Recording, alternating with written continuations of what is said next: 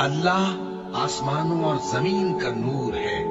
اس کے نور کی مثال ایسی ہے کہ گویا ایک طاق ہے جس میں ایک چراغ ہے اور چراغ ایک قندیل میں ہے، اور قندیل ایسی صاف شفاف ہے کہ گویا موتی کا سا چمکتا ہوا تارا ہے۔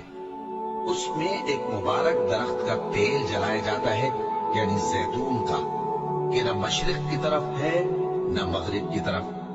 ایسا معلوم ہوتا ہے کہ اس کا تیل خواہ آگ اسے نہ بھی چھوئے جلنے کو تیار ہے۔ بڑی روشنی پر روشنی ہو رہی ہے۔